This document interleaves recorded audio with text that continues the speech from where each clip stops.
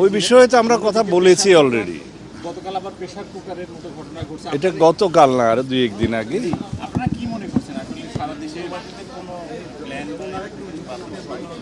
গতকালকে যেগুলো পাওয়া গেছে ওগুলো আসলে বোম না, পরে চিহ্নিত করা গেলে যে ওর মধ্যে কিছু নেই, কিন্তু কোথাও ব্যাগ যদি রেখে যায় আমরা সতর্কতা হিসেবে সেগুলো দেখি।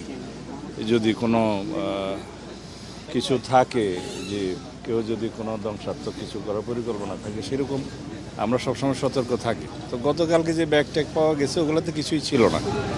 এর আগে একদিন একটা প্রেসার কুকারে জিনিস পাওয়া গেছে আশুলিয়াতে, সেটার বিষয়ে আমরা তদন্ত করতেছি, এর পিছনে কে থাকতে পারে। মতিঝিলে যেটা হচ্ছে ওইটাও আলাদা তদন্ত হচ্ছে, মেট্রো রেল কিছু। সারা দেশে যে অ্যালার্ট করা হচ্ছে বিশেষ গোষ্ঠী করছে কিনা এগুলো আমরা একটা পরিসংখ্যান নিয়েছি বিগত 5-6 মাসের এবং তার আগের পিরিয়ডের।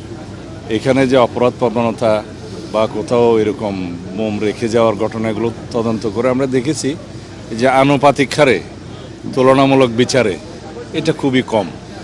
ভোগান্তি ভুলে চলে আসুন রিগালে, ওয়ারেন্টি সহ স্টাইলিশ কালেকশন নিয়ে রেডি রিগাল ফার্নিচার। তবে আমাদের কাজ আছে, আমরা সবসময় সতর্ক থাকি, পুলিশ বাহিনী সতর্ক থাকে, এবং বোম ডিসপোজাল ইউনিট 24 আওয়ার্স আমরা রেডি রাখি। কোথাও এরকম কোনো নাশকতার কোনো পরিকল্পনা কেউ করছে কিনা।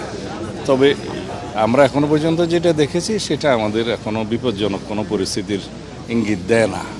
তো আমরা সবসময় সতর্ক থাকি। কোথায় অ্যালার্টনেট জারি করা? আমরা এই যে আওয়ামী ফ্যাসিবাদী গোষ্ঠী, যেটা নিষিদ্ধ ঘোষিত রাজনৈতিক গোষ্ঠী, তাদের বিভিন্ন কার্যক্রম আগস্ট মাসে পরিলক্ষিত হচ্ছে। তো সেই জন্য আমরা সবাইকে সতর্ক থাকতে বলেছি।